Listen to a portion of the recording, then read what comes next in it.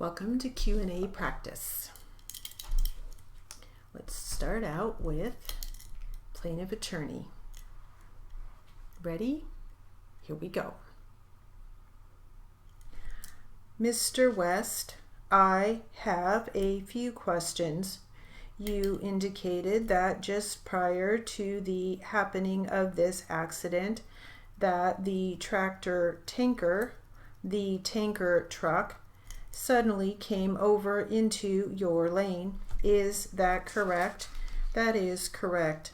And you further said that as a result of that sudden movement, he ran you out of your lane. Is that correct? Correct. I take it then that the movement and we weren't there.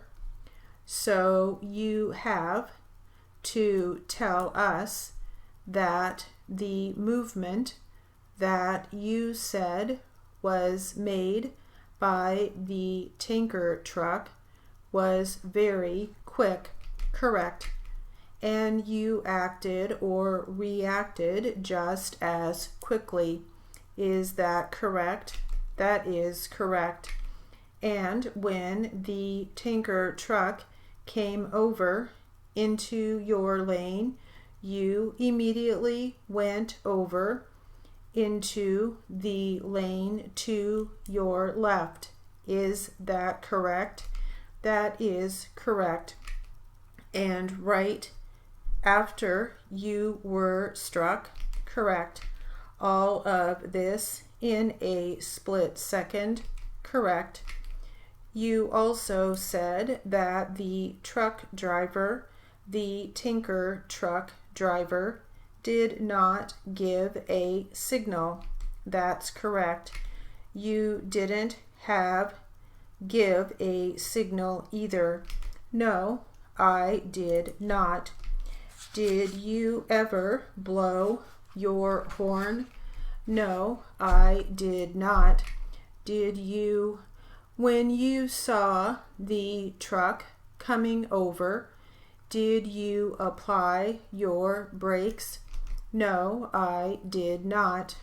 So the only thing you did when the truck came over, as you say it did, and you immediately went over into the left lane, the lane to your left, and there's an accident. Correct. Thank you, sir. That's all I have. Okay. Mr. West just wanted to be clear in a couple of things. In conjunction with the tractor trailer, this is a big 60-foot long tractor and tanker trailer, correct? Correct. In conjunction with that vehicle, where were you in relation to the length of that vehicle when, as you say, it started to come into your lane? I was along the tractor. I was on his. He was on my right hand side, so I was on his left.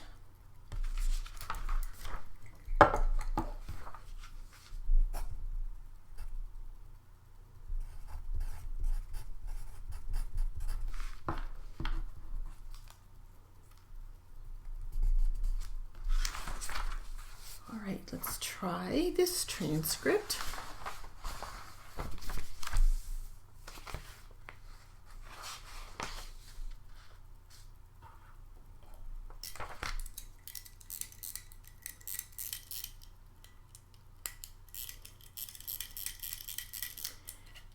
And this one actually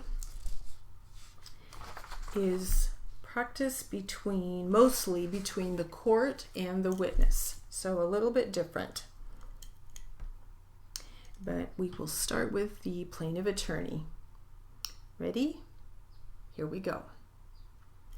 The people call Michael Chase to the stand.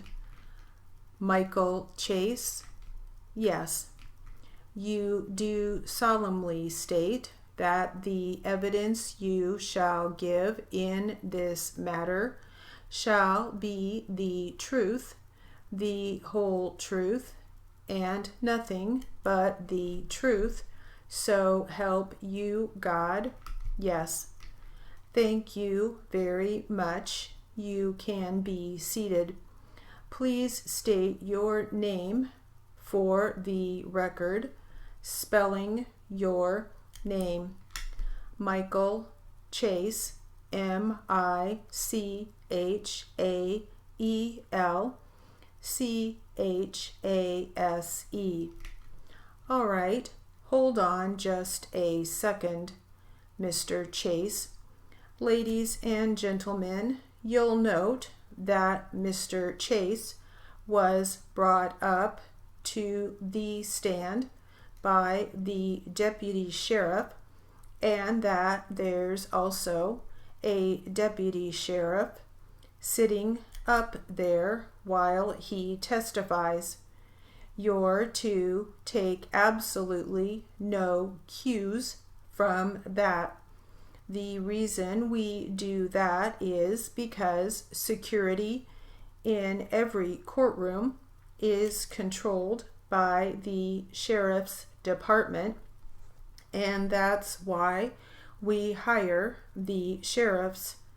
Although they might have some debate whether the courts actually hire them to run security in the courtroom, they make decisions about how they're going to run security. It doesn't mean that someone is necessarily dangerous.